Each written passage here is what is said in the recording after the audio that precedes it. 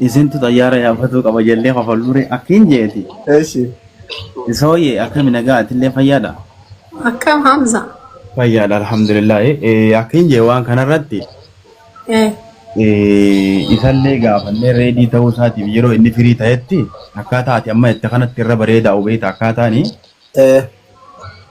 karaa sanitti inni hayyamamaa taanaan yeroo firii jirutti taanaan sanuu tiktok illee hin qabu akkaataan hanquba qabutti barbaachisaa taanaan dirqama wanni buufatee illee dhufee asitti akka dhufee waan kana ragaa jiruu fi maal akka jiruu fi yeroo akkam akka abdii walitti dhufanii fi maal akka jiru wajjin yoo dhufee ibsanuu godhuudhaaf reedii ta'u taate gaafadheetii waan jiru wanni godhannee beellamaan saa inni firii jirutti walitti deebinee karaa bareedaadha jeetii yaada karaan kun asii warri shamarranii lamaan asii dubbachuu fi dhimmi akkas ta'ee fi akkas ta'e osoo hin taane abbaa dhimmichaa lamaan yeroo dura walitti dhufanii fi maaliif walitti dhufanii fi agriimentii akkam waliin mallatteessanii fi maal akka jiru guutuu rasiinni maallaqni akkamitti dabree jiranii fi wannummaan kun eessa akka fe'aas ga'etti karaa bareedaadhaan ibsa godhamuu qaba jeetii yaada. Kana gubbaan akkaataa inni natti himetti beellama guyyaa 29 kanaa'u biraa qabna minaan ja'a achitti himannaa kanaaf mana murtii achi akka dhiyaate irratti beellamni keenya boruma jechuudha guyyaan 29 gaa guyyaa 29 beellama qabnaa'u ja'a dhimma isaan irratti waan jiru waliin irra dhiyaanneeti waan kana jala deemu jira naan jee haala hundi haali amma akkaataa isin jettan kana karaa bareeda abbichi waan kana dhufee anis kana jee abraarraa bareedaa kannu bareedaadha wanti hundi beektaa ragaa wajjin jirti jedhanii ani waan kinsi qaba afaan kee dammaan qaba. Gadi qabaanis ani baay'een nama kabajuu jaalladha. Haqa namaa abadan bira itti bu'uumni biraan darbu dhageessa. Galaqam jarraa qabu. Waan isin jechuu barbaadu haadhi warraa keetii siif haadha warraa keetii dubbatee ati gatee jirtuu fi haadha manaa kee dhimma irraa kaasuuf hin qabu. An dheera baay'een kabaja. Utuu irraatii buute irraan gasha. Maaliif arrabsoo kanaaf digiriif maastarsiin barbaadu beektaa baalagee maddaggee ta'uu malee. An dhugaa isin jedha arrabaan hin beekamu yoon qabaadhe nama nan gargaara. Yoon balleesse Oromoon irraa kafaluu danda'a. Garuu ani haadha lamaaniiti ijoollee koo agarteetti yoo ta'e ijoollee qaxaleen qaba. Boorganama riikardiin kun hundumtuu hin ta'a beektaa.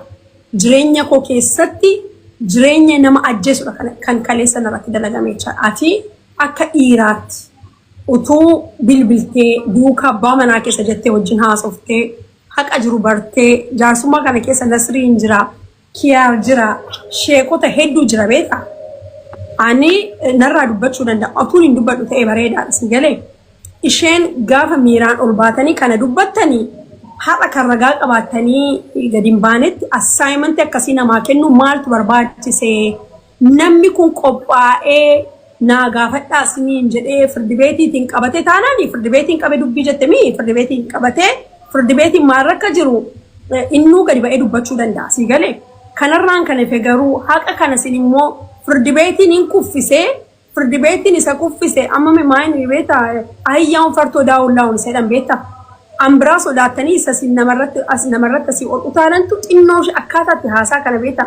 Afaan Oromoo kanatu sirriitti akka Amaaraan sirriitti qalaxxafee haasaa ta'eeti wantoota kana baay'ee natti tola. Maayin qinee maawuraatu bishil baxaan hunda simmileesee galee akkattiin haasa'uun natti hin tolu. Akkan itti haasa'uun dhabe beektaa maaliif saba guddaa nama baay'ee tos jala jira. Maatiin koo keessa jiru, hiriyoonni koo keessa jiru, maamilli koo keessa jiru. Nama baay'ee nama kabaju keessa jiru. Si galee kaleessa afaan gaariin gorseen haadha gaafa asirratti akkasti haasa'u namni illee borganam ittiin nataa jiru. Ijoolleen koree borganam akka ittiin nasaalfattu hin barbaadu. Si galee garuu miiraan miidiyaa amma kanarra geessanii dhuftanii dubbachuun maaltu sin barbaachise namichi qophii miti taanaan nama kana qabattanii aan kunoo asli eeyyamamaa taatee jira Kiyaar Bashiriin dookumentii natti ergedhi.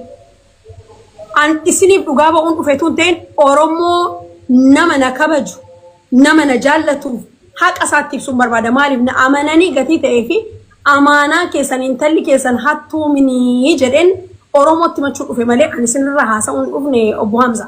Si galee ani haadha manaa keessanii dubartii kanaan hin beekuni isheellee mini kan wal nu barsiise guyyaa tokko moo guyyaa meeqan kiilooleetti arge beeta kanarraan kalefe ani maal isheen haadha manaa ta'uuf dubartii ta'uun garaagara haadha manaa taate ilmoof jalaa qabdi abbaa manaa qabdi ati dhirsi ishee irraa dubbachuu hin dandeesse beektaa nadheen gadi baate akkasiin dubbachuu hin qabdu utuu dhirsirra jira ani nadheetu dubbate gatii ta'eef nadheeniif deebii kennuu dhufeen gaafan taa'ee ilaalu garuu nama dhimmi isaa bira ga'e kun miliyoona 18 kun naannoo riba na dhowweera akkamitti isaaniif irriba kennee isa jedhu na dhibeetan dubbii kennuu dhufe malee ani inka salaamtaa kennuu dhufe mini kiiloolee fi piroomooshinii hojjechuu keessaniif galatooma Dr. Asliin illee jireenya keetti kiiloolee kottaa itti gaaf tokko piroomooshinii hojjettee beektistii jedhime haa.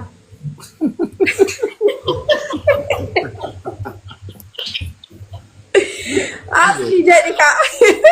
Ijoollee warri Dubaay jirtanii fi Dubaay dhaquu Dubaay galuu barbaadan hundi keessan kiilooleen filannoo keessan haa ta'u manni nyaataa kiiloolee namni dhaqe mana haadha ofii mana haadha manaa ofii dagata hundi keessanuu achi nyaata biyya keessanii guyyaa cidhaa guyyaa qalabati guyyaa nikaha guyyaa happy birthday filannoo keessan haa ta'u kunoo obboleetti. Dhoowweedha ittiin ilmaan guddistee akkas.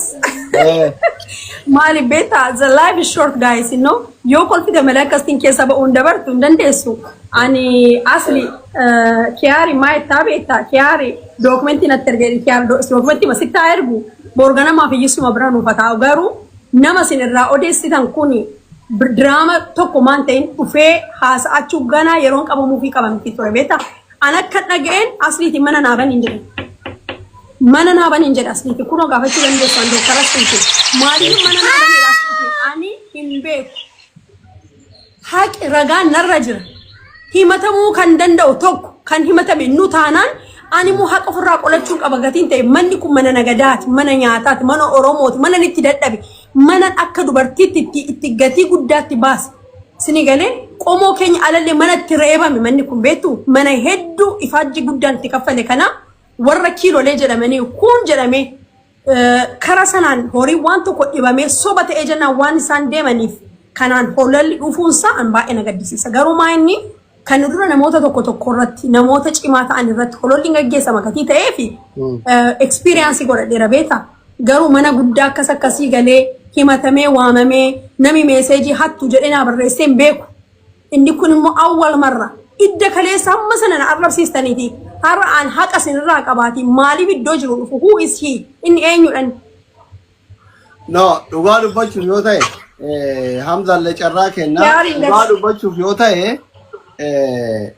akka himannaatti miliyoona 18 qabnaa kana himatuu dhufnee gaafa himatamaan dhiyaate ragaa dhiyeeffannaa jettee afaan lama viidiyoon jira gabbuute malee hattu maal hin jenne fira kiyyaa anatu achitti geessee wal barsiisuun malti isin wal barsiisuu dhabuun malti jette malee ashitti illee dhugaa dubbachuu yoo ta'e amma isin asin jirtuu fi miti abbaa manaan na bira jiraafa miti hattu baddu isin jenne wallaahi sooyye.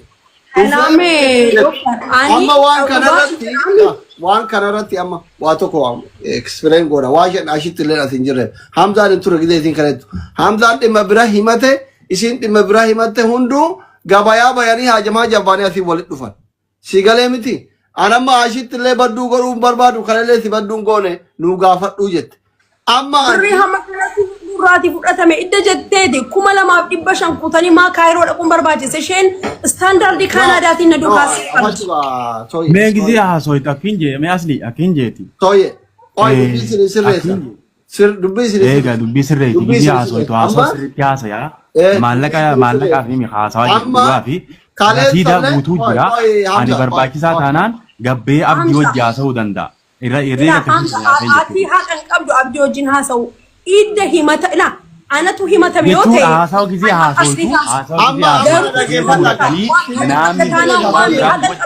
garuu ansiinuu haqan si bare bar ansin beeku waan hin beekne irraa kamitti ani si argeen beeku takkaasiis argeen beeku siis dhageen beeku haasa'u gizee haasa'utu miciyyoon gizee dubbattee akkanaa jetteeti maqaa mana nyaataa qofa kaastee waan akkanaa irra jiraa jettee dubbatte malee arraba ati hattuu ati maali jettee naasoile ammaan tana si afaan dheeratee nadhee maal jaasaa jira ميمي أتم ترى قابة إلامي من يعطى درجة نرى باس نرى باس خا نندب بدنا نرى باس خا ميوتين بناتنا تنا غريب الجنس اللي فتارة نو مقا درجتي أوفتي بار مقا أني مقا لا غيري وانو ما سيدا جاي حقكم قباتي كانوا يستني سيني بار أبون أودي سيني وان أودي ساسيا حسوا نرجع فدوانا سينجو أما تنا متى ما في مداني خبرة غورة جنة ما ولي أربعة تليسين isi hagare fo haso tun dage su ma tu tike da waje gaskiya haso bira laiki ayye honi di mudra tekti walin golina ye churma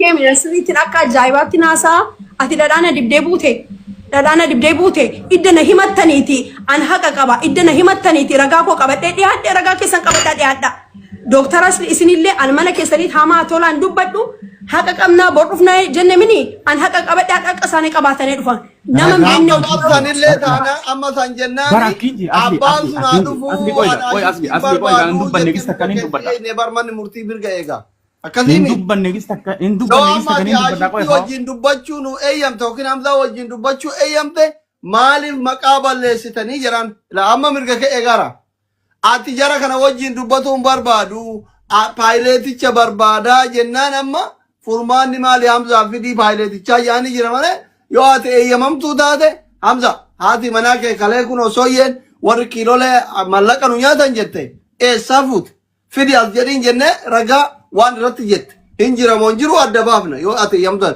yo ati eyyamamtu tayni motu abba ashititi himatan barbanna jechu ati abba wajin akka abba fi abba manake abba malaka wal jalabade jira walin dubbatan barbadamo Abdirra bakka buute ashitti wajjin dubbattuu barbaadda filannoon keeti sooyye no problem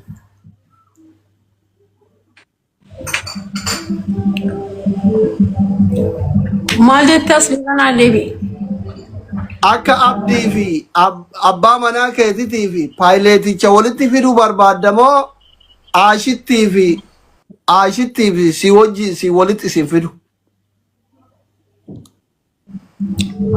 abdii fi yoo ati ashitti wajjin hin barbaanne dubbachuu hin barbaanne ani sii fi paayileticha walitti hin fidu abdii fi paayileticha walitti fidu elaa waa tokko sitti ma doktor keessaa baata ani uffati galaltanyaa ashittillee walitti fide rakkinaan qabu doktorichallee maayinni paayiletichaaf abdiillee walitti fide kunoo abdiin taa'eera sin jedhee bara okay ati ashitti wajjin dubbachuuf eeyyamamaa miti jechuudha ammatti kan namaa odeessiti maal beetti maal na duukaa odeessiti